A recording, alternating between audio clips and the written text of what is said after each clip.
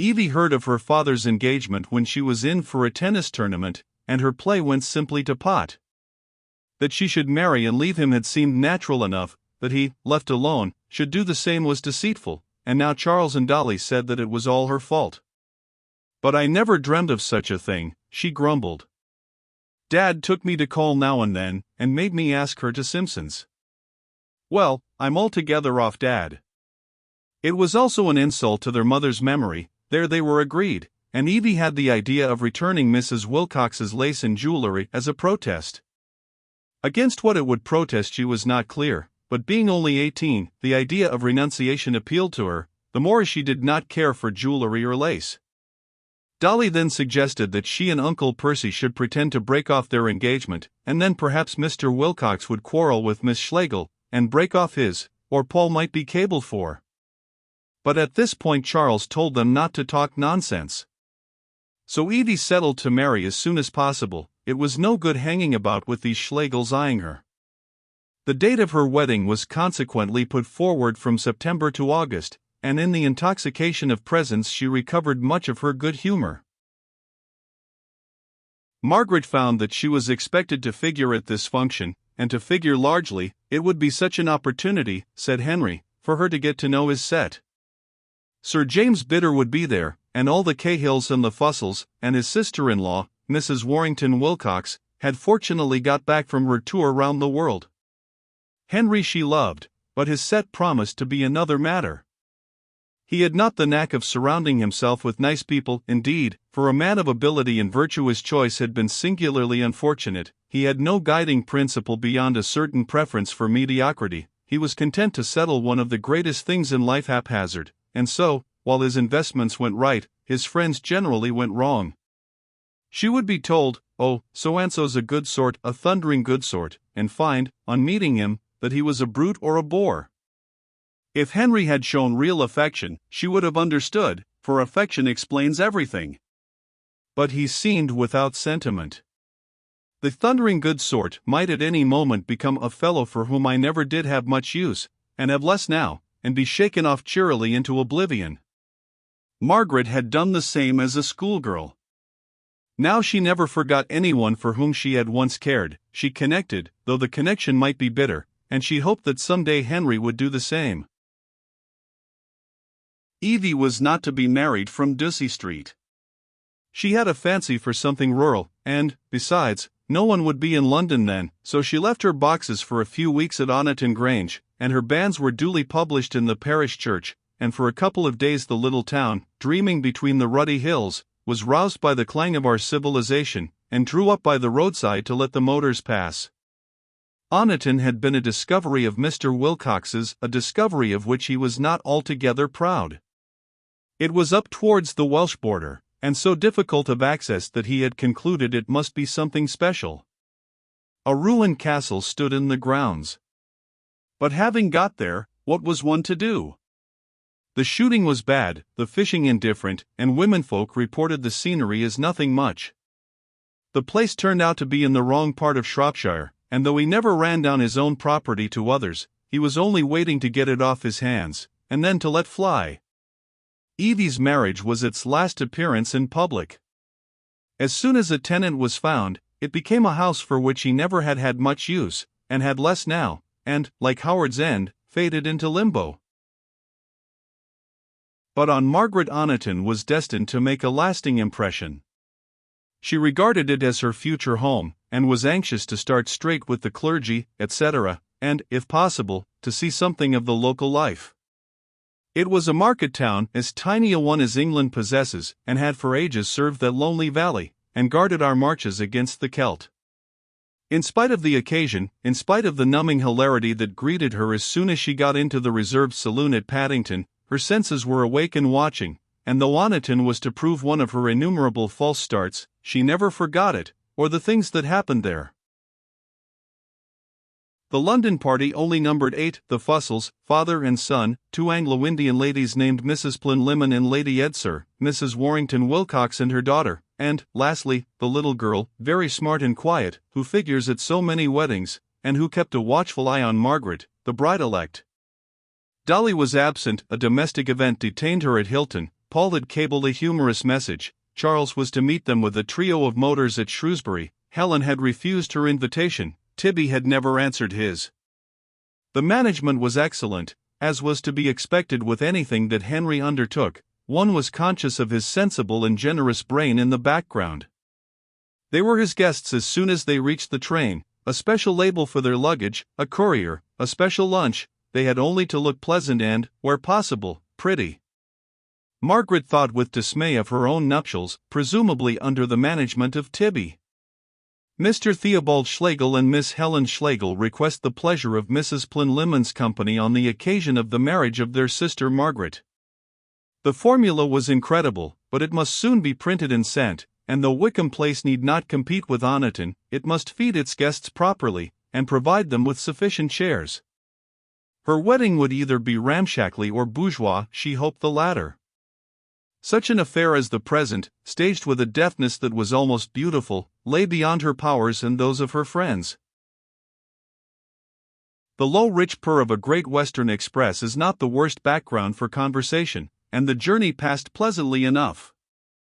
Nothing could have exceeded the kindness of the two men. They raised windows for some ladies, and lowered them for others. They rang the bell for the servant. They identified the colleges as the train slipped past Oxford. They caught books or bag purses in the act of tumbling onto the floor. Yet there was nothing finicking about their politeness. It had the public school touch, and, though sedulous, was virile. More battles than Waterloo have been won on our playing fields, and Margaret bowed to a charm of which she did not wholly approve, and said nothing when the Oxford colleges were identified wrongly. Male and female created he them. The journey to Shrewsbury confirmed this questionable statement, and the long glass saloon, that moved so easily and felt so comfortable, became a forcing house for the idea of sex. At Shrewsbury came fresh air. Margaret was all for sightseeing, and while the others were finishing their tea at the Raven, she annexed a motor and hurried over the astonishing city. Her chauffeur was not the faithful Crane, but an Italian, who dearly loved making her late. Charles, watch in hand, though with a level brow, was standing in front of the hotel when they returned. It was perfectly all right, he told her. She was by no means the last. And then he dived into the coffee room, and she heard him say, "For God's sake, hurry the women up, we shall never be off," and Albert Fussell reply, "Not I, I've done my share," and Colonel Fussell opined that the ladies were getting themselves up to kill. Presently Myra, Mrs. Warrington's daughter, appeared, and as she was his cousin, Charles blew her up a little. She had been changing her smart traveling hat for a smart motor hat. Then Mrs. Warrington herself, leading the quiet child. The two Anglo-Indian ladies were always last.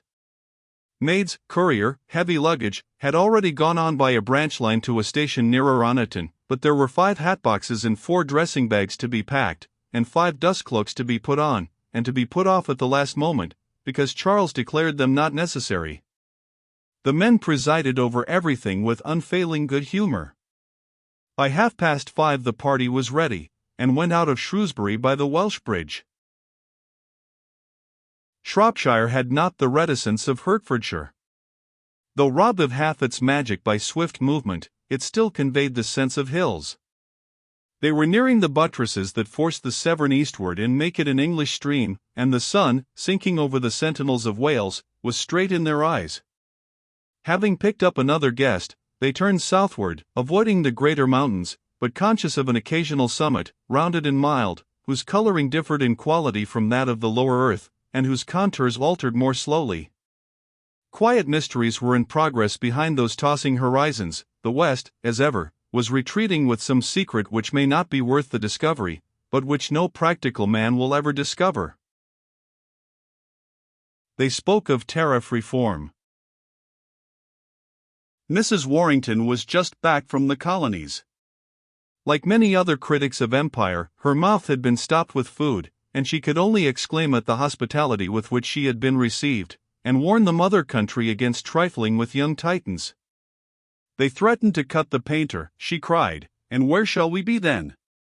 Miss Schlegel, you'll undertake to keep Henry sound about tariff reform? It is our last hope." Margaret playfully confessed herself on the other side, and they began to quote from their respective handbooks while the motor carried them deep into the hills. Curious these were rather than impressive, for their outlines lacked beauty, and the pink fields on their summits suggested the handkerchiefs of a giant spread out to dry. An occasional outcrop of rock, an occasional wood, an occasional forest, treeless and brown, all hinted at wildness to follow, but the main color was an agricultural green. The air grew cooler, they had surmounted the last gradient, and Oniton lay below them with its church, its radiating houses, its castle, its river-girt peninsula. Close to the castle was a grey mansion, unintellectual but kindly, stretching with its grounds across the peninsula's neck, the sort of mansion that was built all over England in the beginning of the last century, while architecture was still an expression of the national character. "That was the Grange," remarked Albert, over his shoulder, and then he jammed the brake on, and the motor slowed down and stopped. "I'm sorry," said he, turning round. "Do you mind getting out by the door on the right? Steady on." "What's happened?" asked Mrs. Warrington. Then the car behind them drew up, and the voice of Charles was heard saying, "Get the women out at once." There was a concourse of males, and Margaret and her companions were hustled out and received into the second car. What had happened? As it started off again, the door of a cottage opened, and a girl screamed wildly at them. "What is it?" the ladies cried. Charles drove them 100 yards without speaking. Then he said, "It's all right. Your car just touched a dog." "But stop," cried Margaret, horrified. "It didn't hurt him." "Didn't really hurt him?" asked Myra. "No." "Do please stop," said Margaret, leaning forward. She was standing up in the car, the other occupants holding her knees to steady her. "I want to go back, please." Charles took no notice. "We've left Mr. Fussell behind," said another, "and Angelo, and Crane." "Yes, but no woman." "I expect a little of," Mrs. Warrington scratched her palm, "will be more to the point than one of us." "The insurance company see to that," remarked Charles, "and Albert will do the talking." "I want to go back, though, I say," repeated Margaret, getting angry. Charles took no notice. The motor, loaded with refugees, continued to travel very slowly down the hill. "The men are there," chorused the others. "They will see to it." "The men can't see to it." "Oh, this is ridiculous. Charles, I ask you to stop." "Stopping's no good," drawled Charles. "Isn't it?" said Margaret, and jumped straight out of the car. She fell on her knees, cut her gloves, shook her hat over her ear. Cries of alarm followed her. "You've hurt yourself," exclaimed Charles, jumping after her. "Of course I've hurt myself," she retorted. "May I ask what?" "There's nothing to ask," said Margaret. "Your hand's bleeding." "I know. I'm in for a frightful row from the pater." "You should have thought of that sooner, Charles." Charles had never been in such a position before. It was a woman in revolt who was hobbling away from him, and the sight was too strange to leave any room for anger. He recovered himself when the others caught them up, their sort he understood. He commanded them to go back. Albert Fussell was seen walking towards them. "It's all right," he called. "It was a cat." "There," exclaimed Charles triumphantly. "It's only a rotten cat." "Got room in your car for a little un?" "I cut as soon as I saw it wasn't a dog. The chauffeurs are tackling the girl." But Margaret walked forward steadily. Why should the chauffeurs tackle the girl? Ladies sheltering behind men, men sheltering behind servants, the whole system's wrong, and she must challenge it. Miss Schlegel. 'Pon my word, you've hurt your hand. I'm just going to see, said Margaret. Don't you wait, Mr. Fussell. The second motor came round the corner. It is all right, madam, said Crane in his turn. He had taken to calling her madam. What's all right? The cat? Yes, madam. The girl will receive compensation for it. She was a very rude girla, said Angelo from the third motor thoughtfully.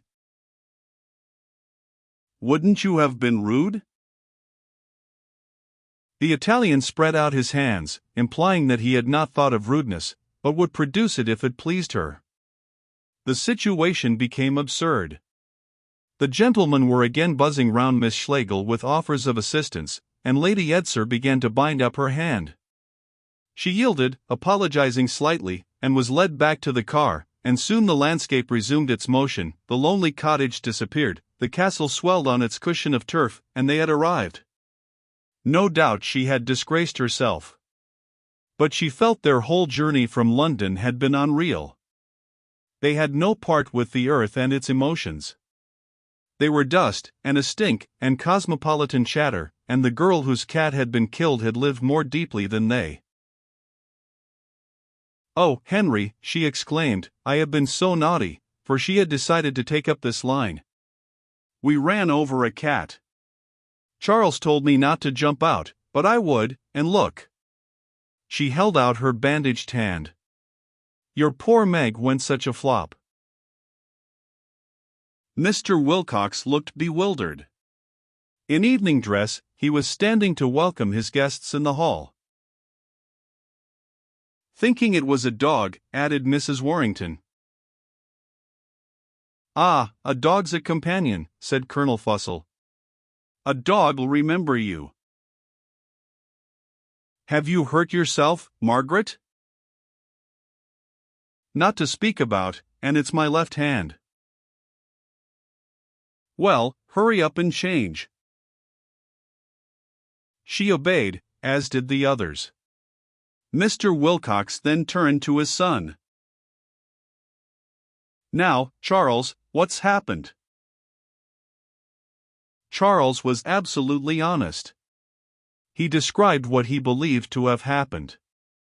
Albert had flattened out a cat, and Miss Schlegel had lost her nerve, as any woman might.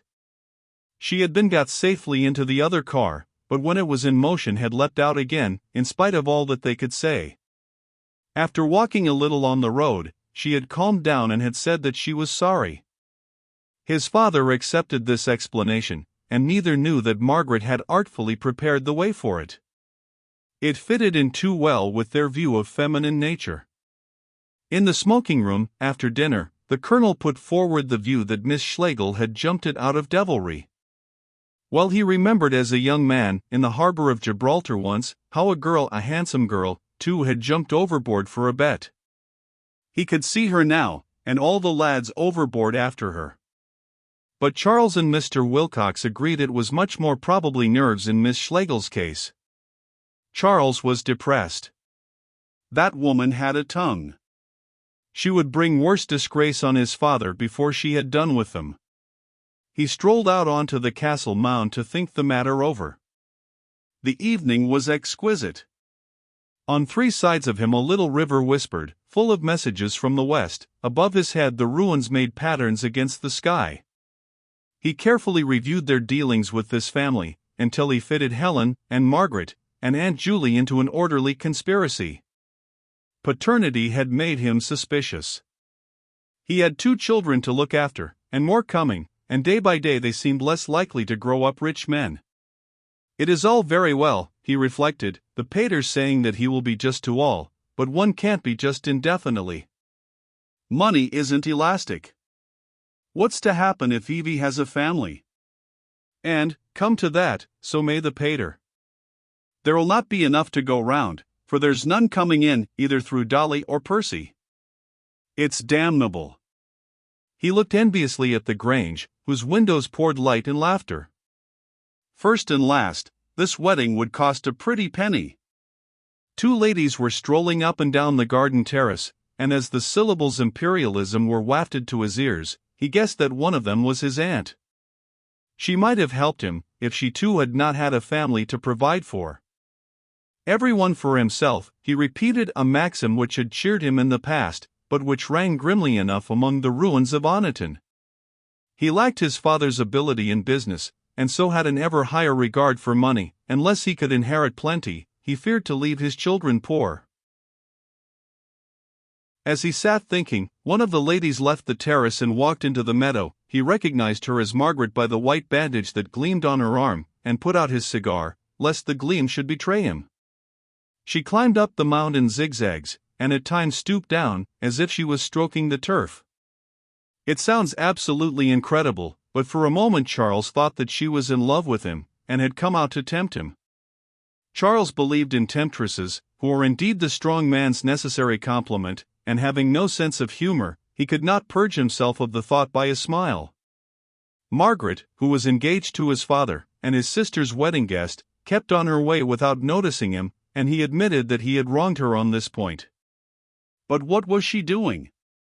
Why was she stumbling about amongst the rubble and catching her dress in brambles and burrs? As she edged round the keep, she must have got to windward and smelt his cigar smoke, for she exclaimed, "Hullo! Who's that?" Charles made no answer. "Saxon or Celt," she continued, laughing in the darkness. "But it doesn't matter. Whichever you are, you will have to listen to me.